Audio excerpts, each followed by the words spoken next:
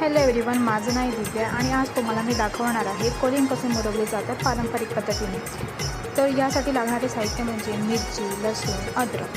So तुम्ही बघू शकता मी आधी त्यात मिरचीला मध्यभागी काप केले आहे। त्याच्यानंतर सेम आपण लसूण सोलून त्याचेही काप करायचे आहेत। अद्रकही जे आपल्याला स्वच्छ पद्धतीने धुवून त्याचेही काप करायचे आहेत।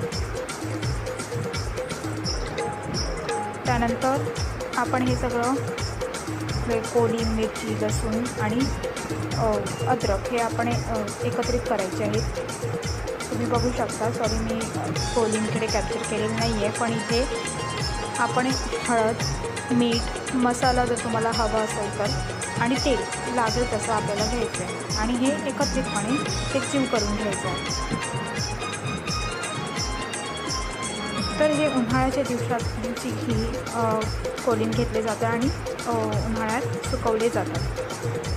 आपल्याला ते मुरवायचं आहे, तर आपल्याला हे एकत्रपणे एकजीव नीट करून घ्यायचं आहे। एकदा झालं की आपल्याला पळसाचे पान आपण स्वच्छ तऱ्हेने धुवून घ्यायचे आणि त्यासाठी जसे आपण भाकरी कशी थापतो तसे आपल्याला इकडे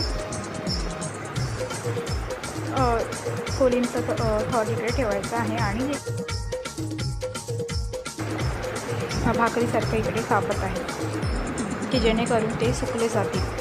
मी काही दिवसासाठी ते उन्हामध्ये आपल्याला वाळवत ठेवायचं आहे, जेणेकरून कोलिंग हे मुरलं जाईल मिरची, लसूण आणि अद्रकमध्ये। सो हे आम्ही शेवळाची कांजी, अगर तुम्हाला माहिती असेल, जे आपल्याला पावसाळ्यात मिळाले जाते, त्यानंतर उडदाची डाळ असो, याच्यामध्ये आपण वापरले जातात। खूप म्हणजे खूपच टेस्टी, माझं तर खूप फेवरेट आहे।